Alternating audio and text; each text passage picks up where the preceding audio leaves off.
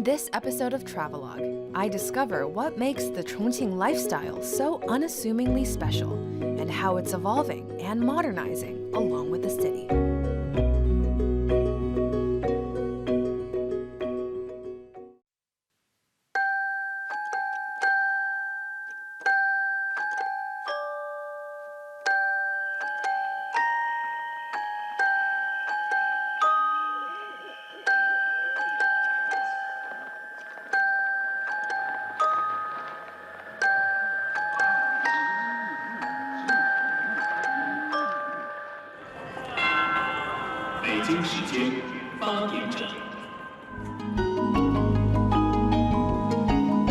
There's a city in China that's always shrouded in mysterious fog.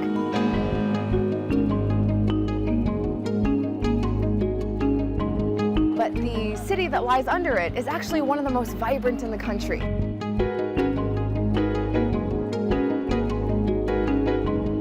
In fact, there's a saying about Chongqing. It's known for three main things: hot food, hot weather, and hot tempers. And they're all intertwined together with the city's fascinating culture and lifestyle. I'm Megan. Welcome back to Chongqing.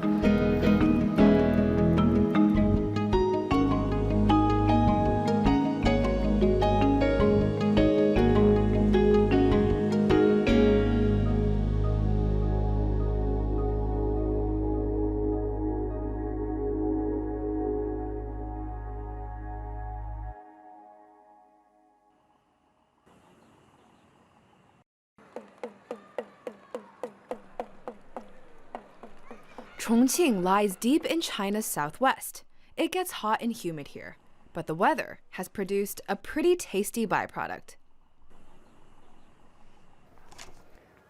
When you hear Chongqing, the first thing that probably comes to mind is hot pot, and that's because hot pot is really a way of life here. It's deeply intertwined with the culture and the climate and the history, so much so that there is even a museum here that celebrates all things hot pot.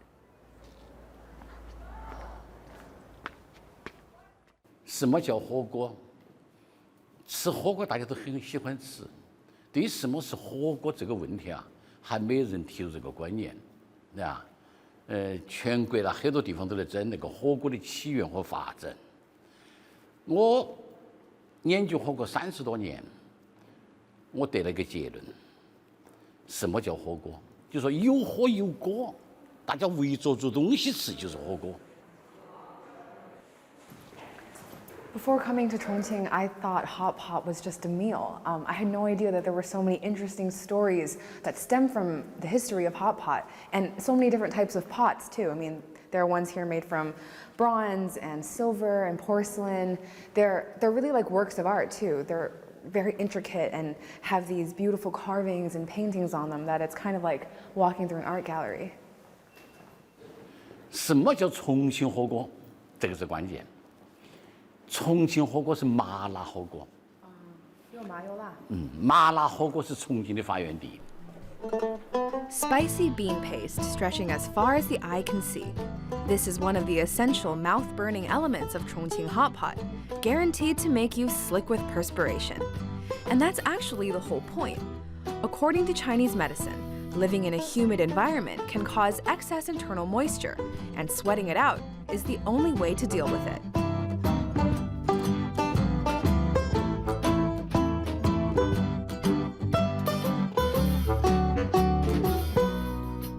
This sizzling broth really is every bit as fiery as it looks. The chili oil and Sichuan peppers are no joke, and the flaming explosion of red-hot flavor, along with a loss of feeling in your taste buds that numbs you down to your very core, make for a one-of-a-kind gastronomic experience. If you can't handle spice, you've been warned. This definitely isn't for the faint of heart. Chongqing is famous for its spicy hot pot, and this is how much people love hot pot here. This mountain is covered with dozens of hot pot restaurants, and this one called Pipa Yuan is by far the largest, and it's huge. As huge as this city's hot pot obsession, there is a belief among the Chongqing locals that eating spicy food for generations has given them a collective toughness. As for the numbing quality of the spices, it's said that it helps to dull any pain or suffering, and that locals are more positive because of it.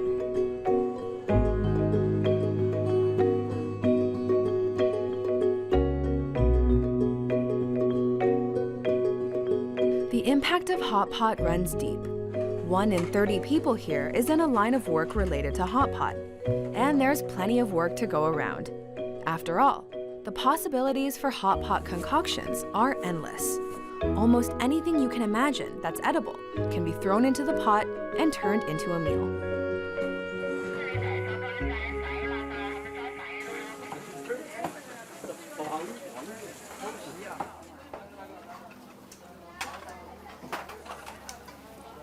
Hot pot is taken really seriously here in Chongqing. We're at a restaurant right now with an outdoor kitchen prep area, and they're getting all the ingredients ready for dinner. These are the hard pellets of ducks, which I've never seen before. It's the spot on the roof of the mouth, and those are cow lips. Never had that before either. I'm definitely having a lot of food firsts here. Things I'd never have expected to enjoy have ended up being mouth-watering after simmering in a stew of oil and chilies. It's remarkable to think that Chongqing-style hot pot actually originated as a poor man's food. It was popular among dock workers who could only afford offcuts of meat other people didn't want. They'd congregate along the banks of the Yangtze River at dinner time to boil up their meat. An open flame, a makeshift pot, generous helpings of spice, and dinner was served. Hot pot used to be just a way for people to fill their bellies, but it's been upgraded to a lifestyle. This restaurant is nestled in the mountains above Chongqing, overlooking the city, and people sit for hours in these fancy pagodas and enjoy hot pot with their friends and families. Although lavish dining palaces are replacing noisy roadside joints, the food still harkens back to the days of the dockside laborers. They often used metal frames to cordon off sections of the pot, so strangers could huddle together and cook their food in their own little patch of broth. A similar practice is employed today for people who can't handle their spice, usually out-of-towners. They get a personal section of broth that won't set their tongues on fire. That way, everyone can enjoy. When it comes to eating, most locals agree the more people gathered around the pot, the merrier.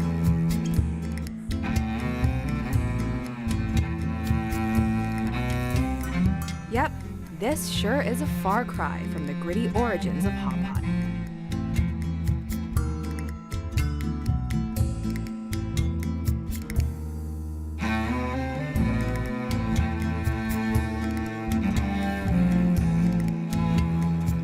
There are more than 20,000 hot pot restaurants in Chongqing, so to differentiate themselves, a lot of restaurants choose a unique theme or atmosphere. And based on the romantic flower canopy I'm sitting under, I'm guessing the theme here is romance. It might seem like fancy silverware and splattering chili oil don't mix, but it's just another sign of the changing times. And even the presentation of all the dishes is really intricate and ornate. Like, check out the little Barbie. After several consecutive hot pot meals, I've realized something about spicy food. Once you've consistently singed your taste buds, you start building up tolerance to the burning. So, bring on the Sichuan peppers. Even so, I'll probably have to subsist on milk and crackers for a while after this.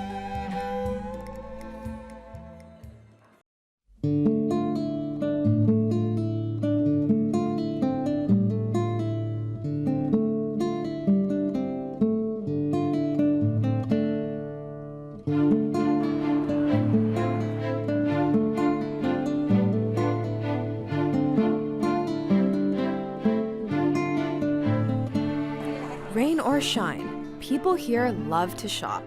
And shopping is actually a primary tourist attraction. No amount of online retail has made a dent in the crowds filling the shopping districts here.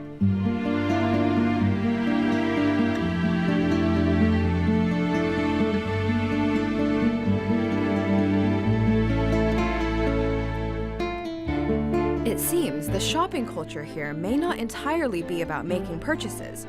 It's also about getting outdoors, where you get a different view to admire every few steps. This is the longest graffiti street in China.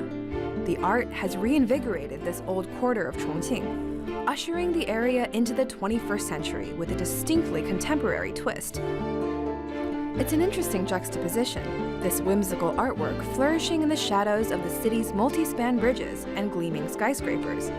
As it turns out, this city is full of opposites colliding.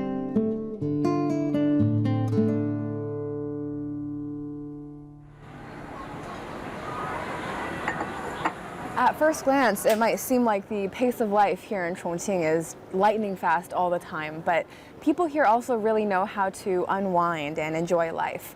And that's why there are a lot of little pockets around the city, like this one, that are perfect for people who want to catch their breath or relax. And on one of the rare sunny days like today in Chongqing, that's what everyone wants to do.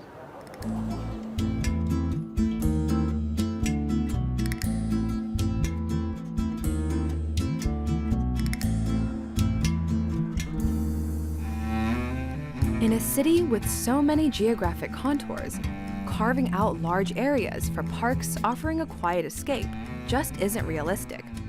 Here, you have to know where to look to find little alcoves of tranquility. The rhythm in this tiny neighborhood is notably slower and calmer than the hectic pace Chongqing is known for. Living in a metropolis can be stressful at times, and spots like this offer a retreat from the flurry of the city. I think if I lived in Chongqing, this would be my regular hideout.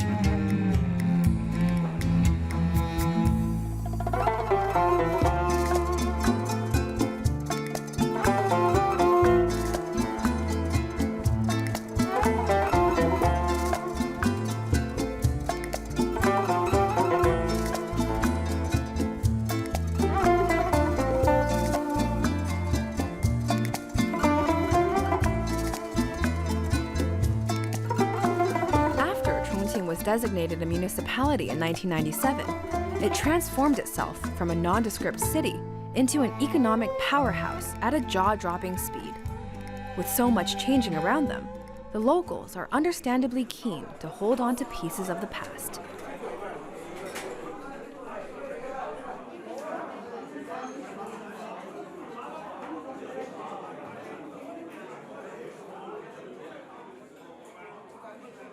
I never would have thought that one of Chongqing's old traditional tea houses would still be so popular. Every single table here is filled with people eating snacks and sipping tea and just having a nice afternoon. And also really keeping the spirit of the old Chongqing alive.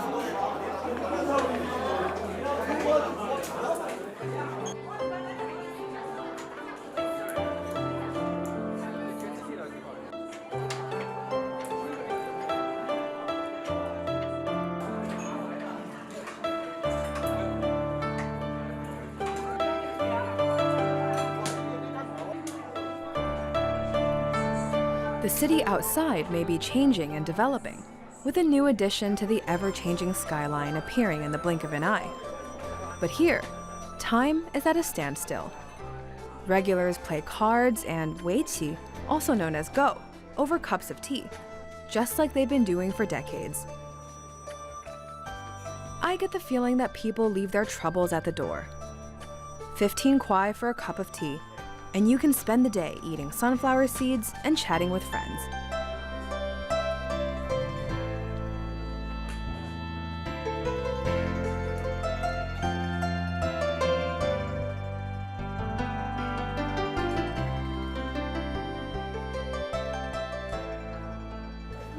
So I think what's really cool about these old traditional tea houses is that there are a lot of secret signals, different ways of placing the teacup lid that let the shop owner know different things. So for example, if you've run out of hot water and you want some more, you can put the lid like that, and then someone will come to pour some water for you. Now if you want to step away for a second, but you'll be back later, you put the lid on top and then place a lighter on top of the lid, and that lets people know you'll be back for your tea really soon. Now, these traditions have mostly faded with time, but they're still followed very closely at this tea house.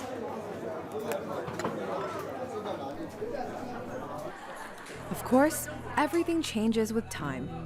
The same faces have stuck around, but they've been joined by a younger crowd. In recent years, this tea house has become something of a trendy hotspot. Seeing grandparents and teenagers under one roof enjoying the same pastime gives this place a certain charm, don't you think? In Chongqing, though, it's just another sign of the shifting times, the new colliding with the old. Everything eventually gets swept up in the inevitable current of change. All you can do is hold tightly onto traditions while they last.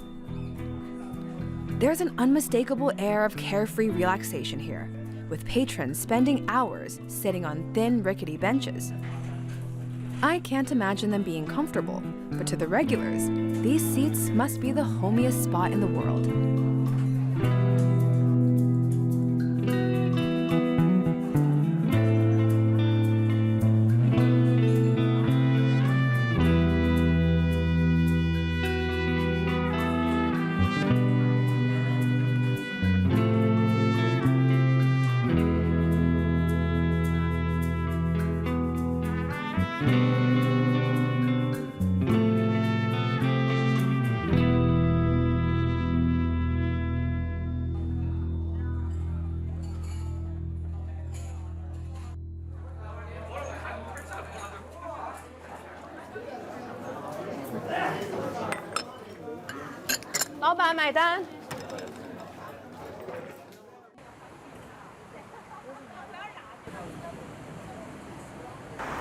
Hongya Cave is modeled after some of the older buildings in Chongqing.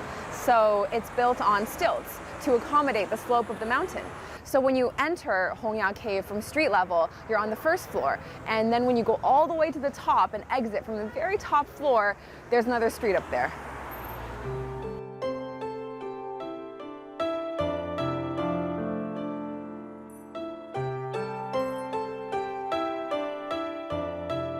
In Chongqing, the city and the mountains are one. Hongya Cave is built around the nooks and crannies in a steep cliff. Pretty impressive for an 11-story building. This type of architecture on stilts is unique to the Bayou ethnic group. If you've ever received a postcard from a friend visiting this city, it was probably a picture of Hongya Cave.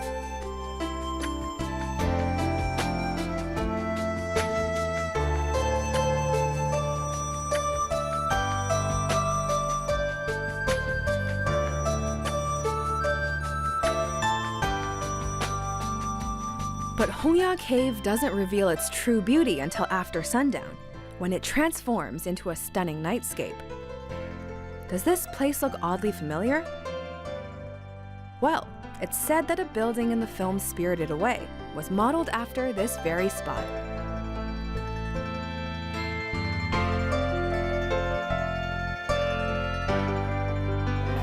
We're on the 4th floor of Hongya Cave, and there's so many street snacks and little shops. I don't really know where to start.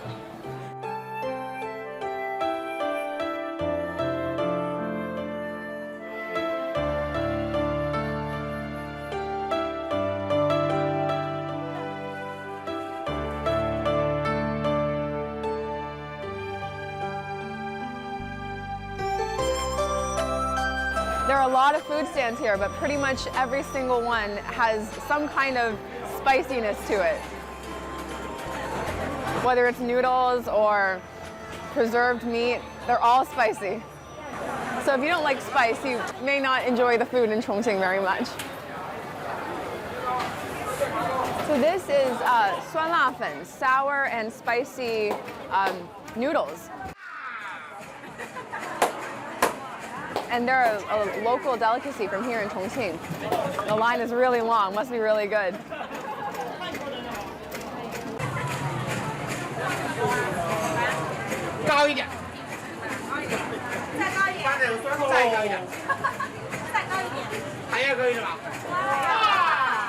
So this is probably one of the most popular, if not the most popular tourist destination in Chongqing. I mean, look how beautiful it is. The architecture is really traditional. It resembles those older buildings in Chongqing. But at the same time, it's lit up with these gorgeous lanterns and lights. And I think that's why it really shines at night. All the lights turn on and it's so vibrant. Chongqing is absolutely stunning at night. with dazzling lights cutting through the city's perpetual fogginess. Perhaps this explains the great energy of the city's nightlife. No one wants to stay indoors when the atmosphere outdoors is so spirited. And things actually get livelier as the night wears on.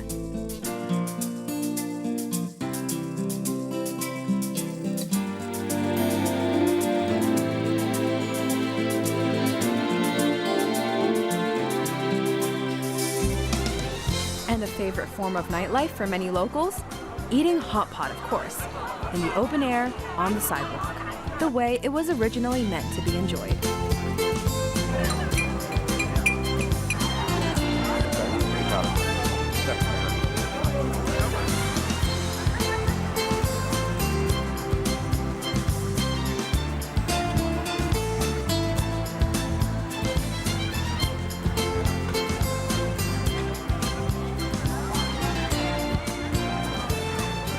The ingredients don't have far to travel before making their way into a hot pot. This market supplies lots of the restaurants in Chongqing and even ships ingredients to the US and Canada. To guarantee the freshness, the market is only open from 8 at night to 4 in the morning, and produce to be shipped internationally is on the plane before the sun comes up. A hearty dinner is by no means the end of the night in Chongqing. Some people go on to bars, some hit up karaoke, and others go dancing. But not in a club or ballroom. This is square dancing, Chongqing style, getting your groove on alongside hundreds of strangers in a huge city square.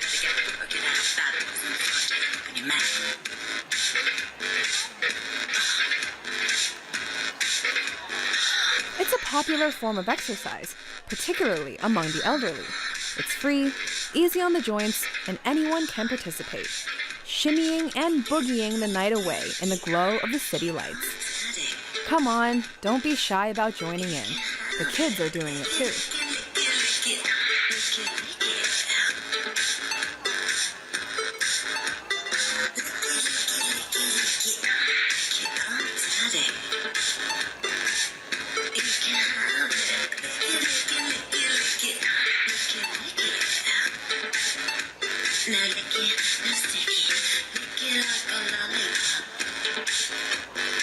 Chongqing blends its rich history with its modern-day magnificence in a way I don't think I've ever seen in another city.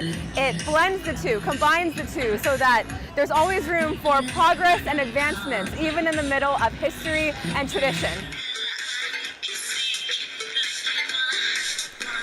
Even if you have 2 left feet like I do, you can get a kick out of this low-cost form of group exercise. Gotta burn off the hot pot somehow.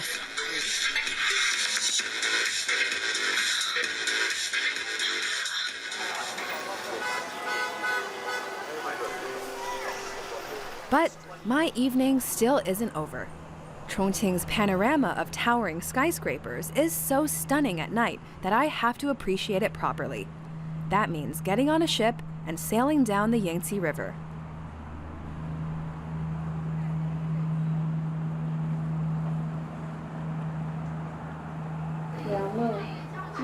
Wow, there are a lot of people. But look at that skyline. It's absolutely beautiful.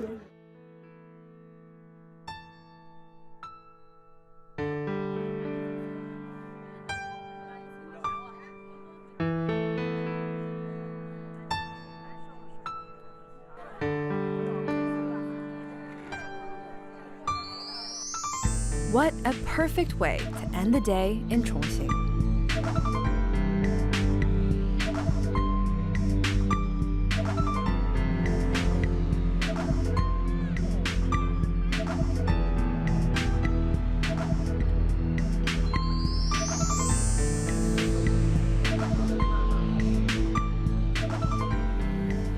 High-rises stretching skyward, bridges soaring overhead, and the water reflecting a perfect mirror image of the scenery.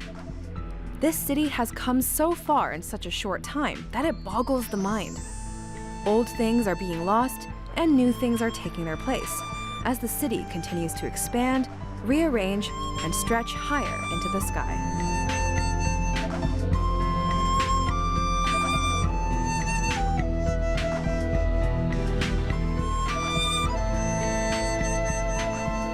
rapidly as the change is happening, I think that in their heart of hearts, Chongqing locals are still the resourceful, spirited folks huddled around a hot pot down by the docks. I'm Megan. Thanks for joining me in Chongqing, and see you next time on Travelogue.